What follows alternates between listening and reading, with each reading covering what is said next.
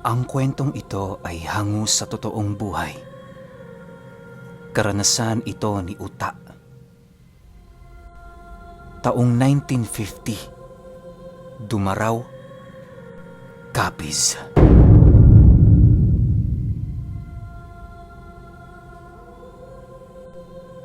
Itong mga panahong ito, kasalukuyang nakatira ang pamilya ni Uta sa likurang bahagi ng sementeryo sa Dumaraw. Ayon kay Uta, marami nang pinagdaanan ang kanilang pamilya sa lugar para lamang mapaalis ang nasabing sementeryo. Hindi naman kasi talaga sementeryo ang lugar na yon, pero magmula noong natapos ang gera, nagbigay abiso ang gobyerno sa kanila na doon ililibing ang mga nasawing sundalo at mga sibilyan. Pilit nilang ipinaglaban ang lupang yon, pero sa kasamaang palad wala silang nagawa.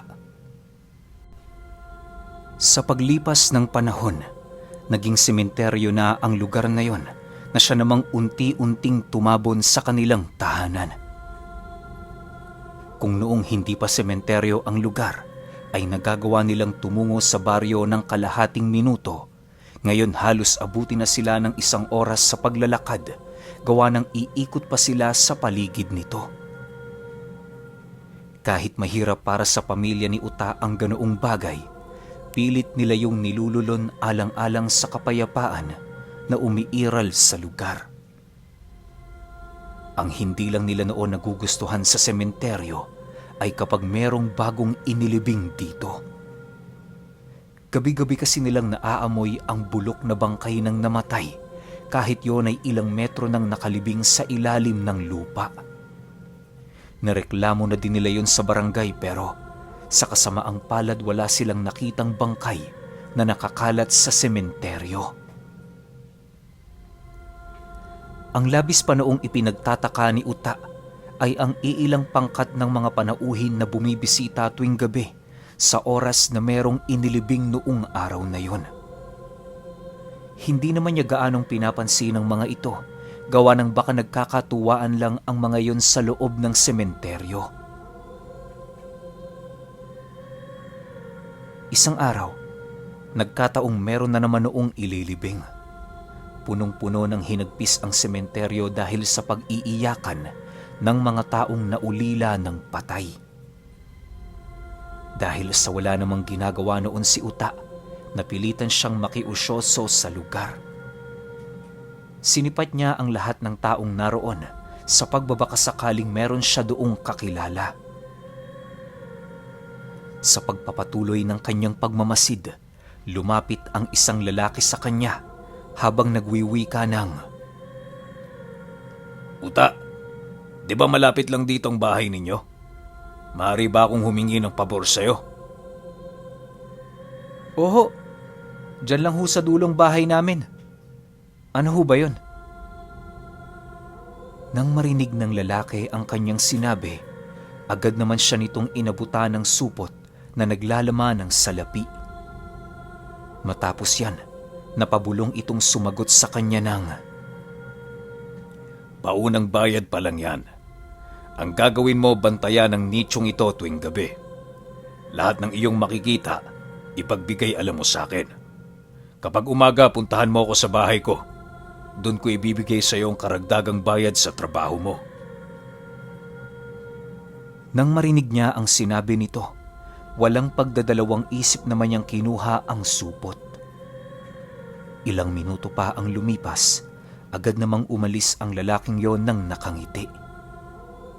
Tuwang-tuwa noon si Uta sa kadahilan ng medyo may kalakihan ang perang ibinayad sa kanya.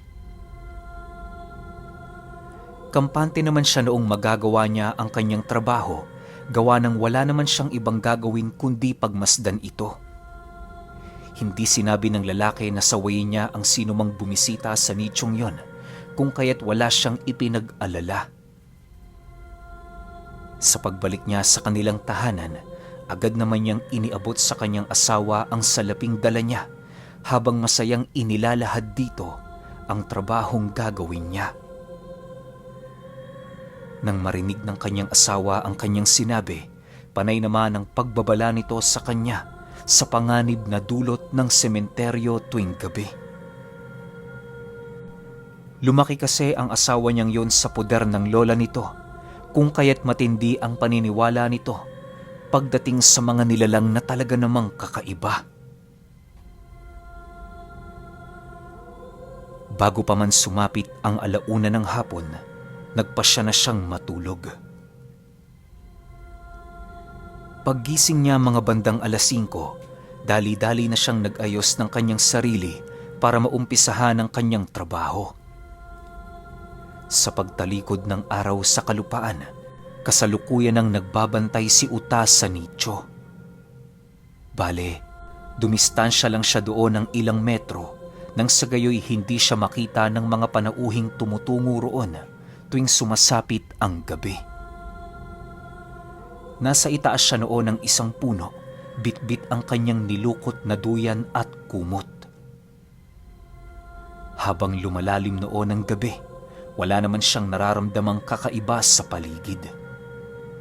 May mga pagkakataong namamalikmata siya sa mga taong dumaraan sa lugar, ngunit hindi naman niya yun gaanong pinapansin. Ayon kay Uta, normal lang ang ganoong pangitain sa sementeryo, lalo pat napakarami doon ng mga kaluluwang naligaw at hindi pa natatahimik. Mas nakakatakot kung papansinin mo ang mga ito, gawa ng hindi ka nun lulubayan hanggat walang mangyayaring masama sa'yo. Ngunit kapag ipinakita mo sa mga kaluluwa na ikaw ay hindi natatakot sa kanila, mag-aalangan yung paglaruan ka. Dagdag pa ni Uta na may mga sanggol din siya doong naririnig, subalit hindi na lamang niya yung gaanong pinagbibigyan ng pansin. Sa pagpatak ng 10:00 ng gabi, doon na nga siya nakakita ng 5 panauhin na naglalakad sa sementeryo. Walang dalang sulo ang mga ito na parabang sanay na sila sa lugar na yon. Halos hindi yon tinantana ni Uta hanggang sa dumating ang puntong narating na nito ang nichong binabantayan niya. Sa pagtigil ng mga panauhin sa harap nito, agad naman itong nakuha ang kanyang atensyon, gawa ng kakaiba ang pagtitig ng mga nilalang na yon sa nicho. Maya-maya pa, bigla namang nanlaki ang kanyang mga mata nang masipat niya ang isa sa mga ito na inamoy ng bahagya ang nicho. Agad naman itong inawat ng isa nitong kasama habang nagsesenyas ukol sa bagay na nais nila. Dahil sa hindi pa gaanong naniniwala si Uta sa mga aswang, kung kaya't inisip niyang magnanakaw ang mga ito ng kayamanang isinabay sa bangkay. Walang sabi-sabi, agad naman siyang bumaba sa puno para kumprontahin ang grupo. Maingat siya noong naglalakad sa bawat nicho ng sementeryo upang makita ng malapitan ang ginagawa ng mga panauhin. Ilang minuto pa ang lumipas, tuluyan na ngang nakalapit si Uta sa mga nilalang na yon. Nag-umpisa na din siyang makinig sa pinag-uusapan ng mga ito upang magawa niyang malaman ang pakay nito sa lugar. Maya-maya pa, bigla namang nanlaki ang kanyang mga mata nang marinig niyang magwika ang isa sa mga lalaki ukol sa naisip nitong plano kung papaano sirain ang nicho at buuin muli matapos nilang makuha ang bangkay. Dahil sa mga bagay na kanyang narinig, inakala naman niyang merong mga iligal na gagawin ang pangkat. Dahan-dahan na din siya noong kinakabahan sa kadahilan ng iniisip niya na baka armado ng mga armas ang kanyang pinakikinggan. Sa pagpapatuloy ng kanyang pagmamanman, doon na niya tuluyang narinig ang ginagawang pagbungkal ng mga ito sa nichong kanyang binabantayan. Dahil sa pangyayaring yon, napilitan na siyang kumuha ng bato upang ibato sa mga ito. Yun na lamang ang naisip niyang paraan sa paniniwalang magsisipulasan yon ng takbo sa oras na magawa nilang mapag-alaman na meron palang tao sa lugar. Nang akmang ibabato na ni Uta ang kanyang hawak, bigla naman siyang pinigilan ng isang binatilyo na bigla na lamang lumitaw sa kanyang tabi. Pagsipat doon ni Uta, agad naman niyang napansin na yon ay kaluluwa. Bukod kasi sa wala itong mga paa, sumasabay sa hangin ang wangis nito na kasalukuyan niyang nakikita. "Huwag mong gawin yan. Hindi mo ba alam? Mga aswang yan. Sa oras na magambala mo ang kanilang ginagawa, papatayin ka nila." Wika nito habang dahan-dahang kumukubli sa lugar na kinaroroonan niya. Nang marinig niya ang sinabi ng kaluluwa, doon pa lamang niya tuluyang nakumpirma na mga aswang pala ang panauhing kanyang nakita. Sa muling pagsilay niya sa kinaroroonan ng mga ito, kitang-kita niya ang marahan nitong pagbungkal sa nicho. Ang labis pa noong ipinagtataka ni Uta ay kung bakit kamay lamang ang ginagamit ng mga nilalang sa pagtibag ng konkretong simento. Ilang oras pa ang lumipas, sa hindi maipaliwanag na dahilan, bigla na lamang nagsipulasan ang mga nilalang. Sa pagbalik ng katahimikan sa paligid, ay siya namang pagsilay niya sa isang matandang huklubang naglalakad sa loob ng simenteryo. Tagong-tago ang pagmumukha nito dahil sa suot na salakot at bestidang halos sumayad na sa lupa. Sa pagharap ng matanda sa nichong pinagbabalakan ng mga aswang, bigla naman yung nagwika ng, "Hay nako, kawawang bata." Matapos nitong makapagsalita, nagtirik yon ng isang kulay puting kandila sa itaas ng nichong dinaanan nito. Nang magawa na yon ng matanda, agad din naman itong ipinagpatuloy ang kanyang paglalakad.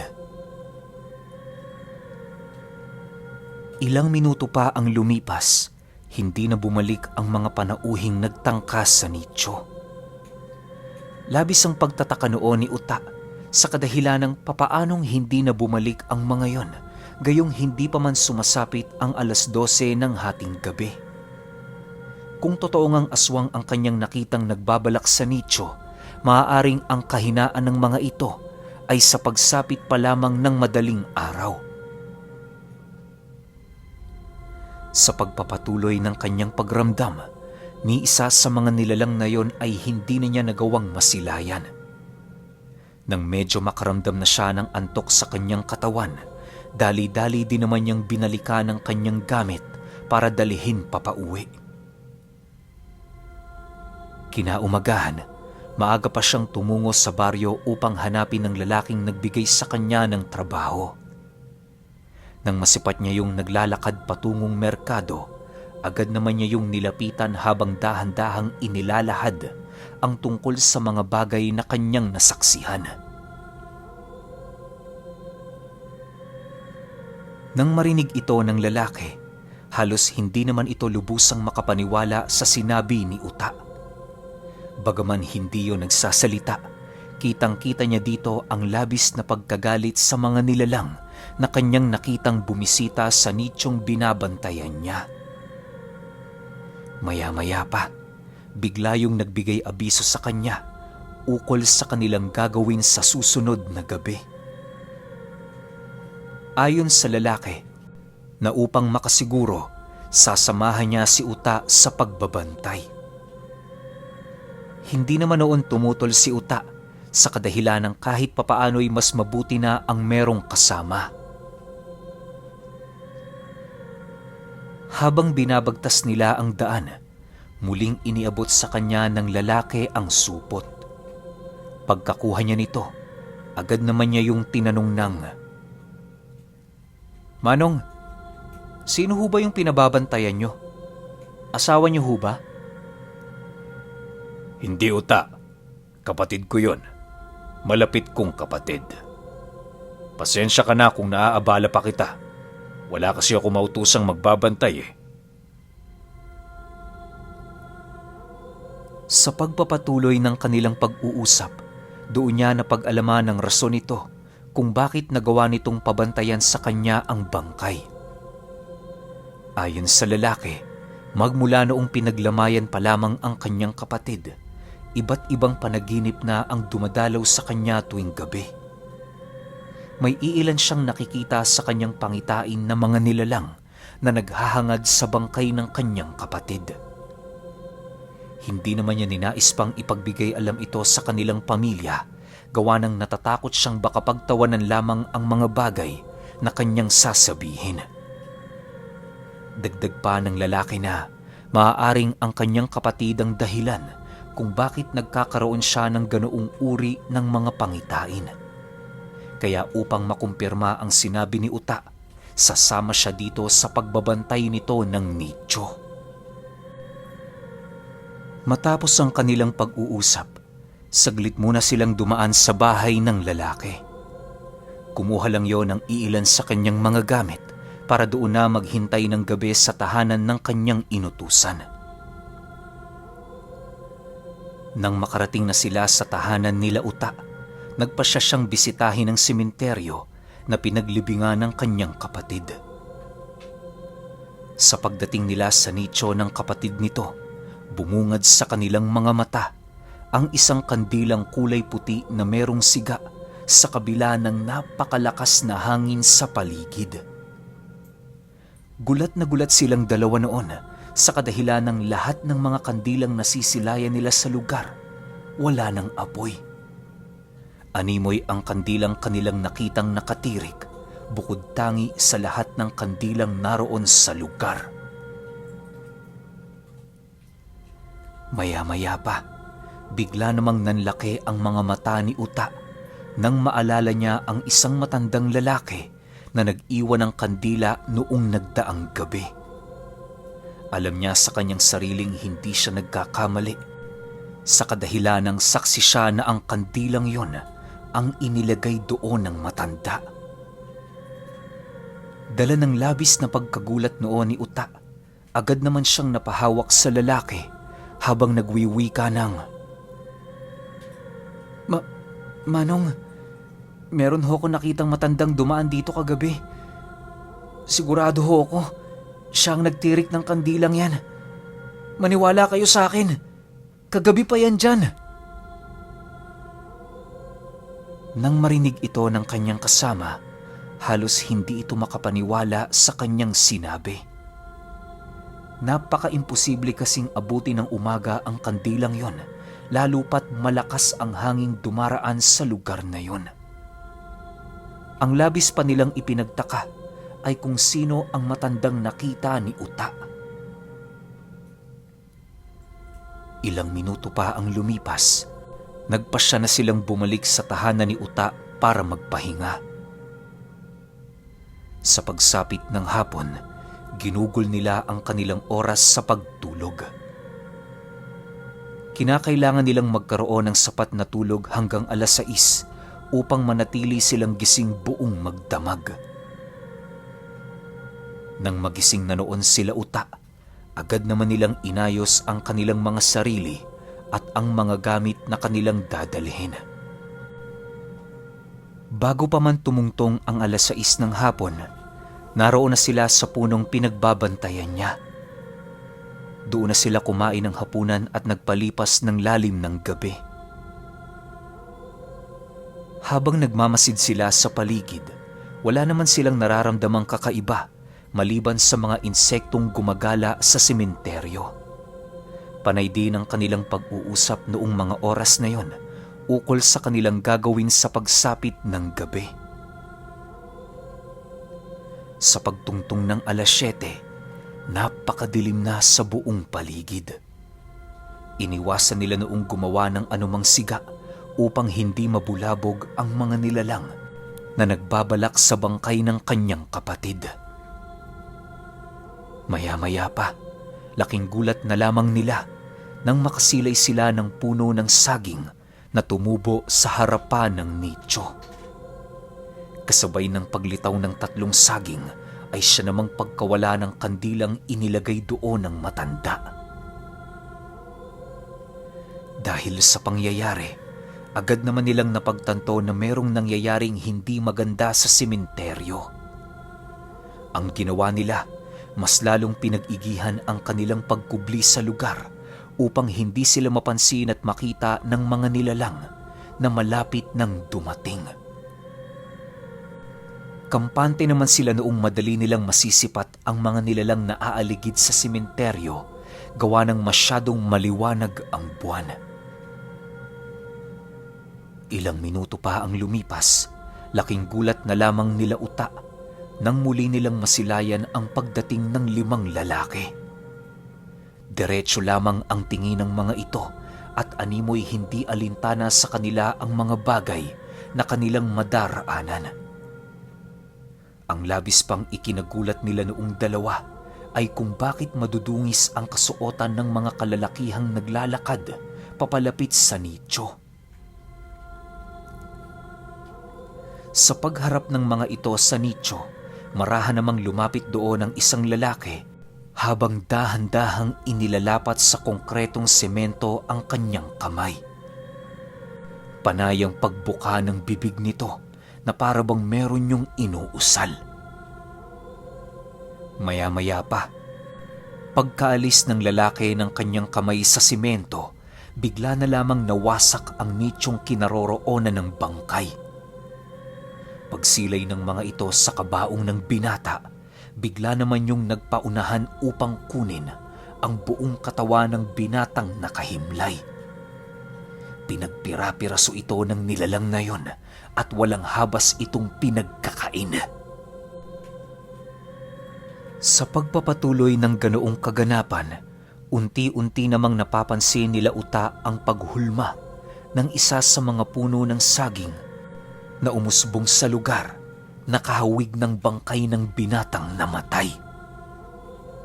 Habang kinakain ng mga nilalang na yon ang bangkay, may isa naman sa mga itong pilit kinukuha ang katawan ng saging para maibalik sa kabaong. Nang medyo maubos na nila ang bangkay ng binata, agad naman nilang inilibing sa kalapit na bahagi ang mga buto nito. Matapos yan, dahan-dahan naman nilang ibinalik sa ayos ang nicho gamit ang mga simentong kanilang sinira.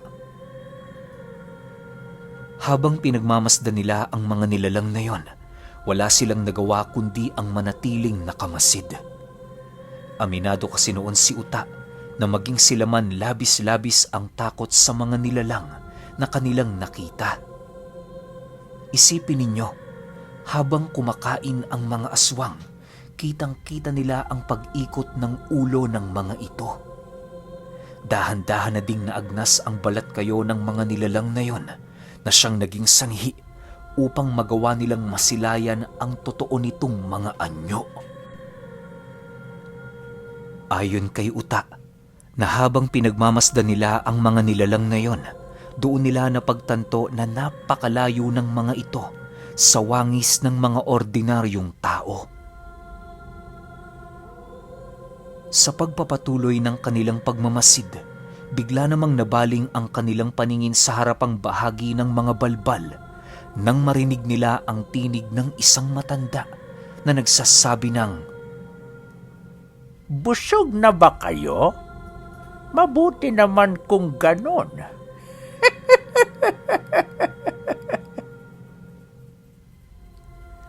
Pagsilay nila sa kinaroroonan nito, laking gulat na lamang nila nang masipat nila ang matandang marahang naglalakad, bit-bit ang tungkod nitong maihahalin tulad mo sa isang nakabaliktad na krus.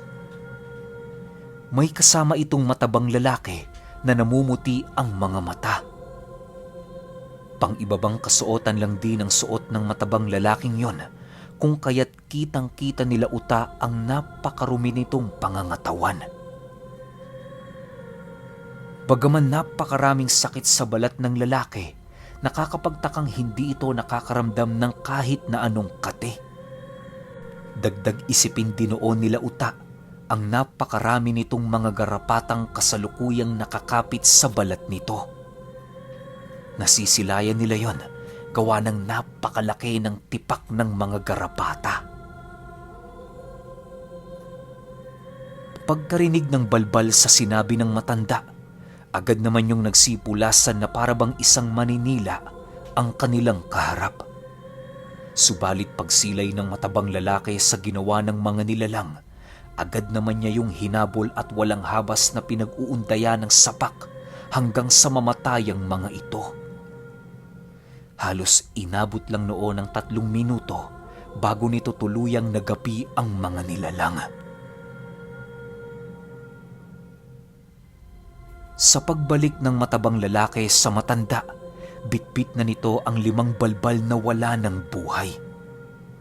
May nakapulupot na kadena sa leeg ng mga nilalang na yon na nakakonekta mismo sa kuko ng kasama ng matanda. Sa muling pagsilay doon nila Uta, kitang-kita nila ang lalaking yon na namumula ang mga mata habang patuloy na naglalaway ng likidong merong halong mga uod. Bago nilisan ng matanda ang sementeryo, nagawa pa sila nitong titigan habang nagwiwika ng, Pasensya na kayo. Hindi ko maaaring galawin ang mga balbal na ito hanggat wala silang kinakain.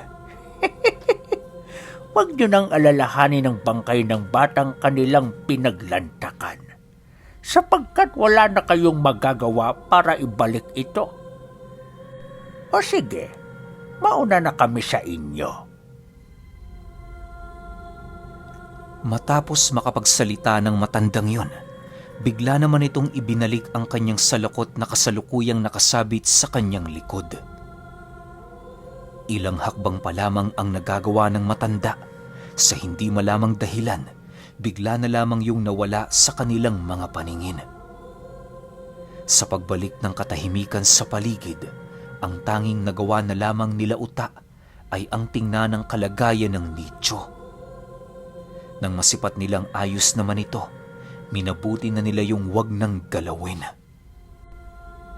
Bago pa man sila umalis sa sementeryo, kahit papaano'y naging masaya naman ang lalaking yon, gawa ng muli niyang nasilayan sa pinakahuling pagkakataon ang kanyang kapatid na masaya sa lugar na yon.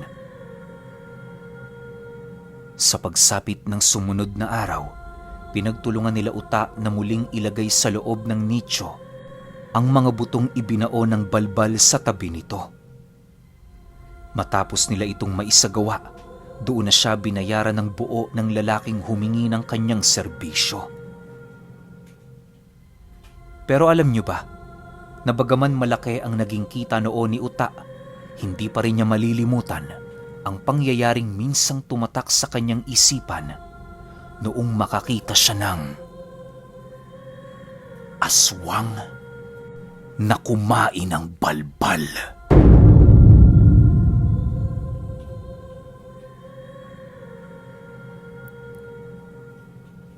Okay, opinyon ko sa kwento. Wait lang. Hindi nasabi kung anong klase ng aswang to. 'Di ba? Pero kakaiba. Ewan ko sobrang kakaiba to sa lahat ng naging kwento ko. Kasi isipin ninyo, yung matandang yun, aswang din yun eh. Napakinggan nyo yung description ni Uta nung nakita niya yung kasama ng matanda na mataba, puti lahat ng mata. Parang ano ba yun? Yung halimaw sa Left 4 Dead, yung sumasabog, yung boomer yun kung tawagin sa Left 4 Dead, search nyo, boomer, B-O-O-M-E-R. Yun yung naiisip kong kasama nung matanda na yun Yun yung sumasabog kapag nabaril. Parang sobrang lakas naman nito. Sayang lang hindi nabanggit ko anong klaseng aswang yung dalawa. Kasi isipin ninyo pinakain muna ng matanda yung mga balbal, tapos pagkatapos kumain, tsaka nila kinain. Well, wala namang sinabing eksaktong kinain, pero parang dun din pupunta yun Kasi bakit papatayin ng matanda yung mga balbal kung wala naman silang gagawin dun? Imposibleng mission niya yun. Imposibleng manggagamot to. Diba kasi may kasama siyang weirdong nilalang Malamang yun yung kakain, o kung hindi naman yung mataba lang yung kakain, silang dalawa, yung matanda tsaka yung mataba. Pero gusto kong marinig, gusto kong mabasa yung mga komento nyo tungkol sa kwento na to. Kaya pa-comment na lang ako sa baba. Yun lang. Hanggang sa susunod na kwento. Salamat.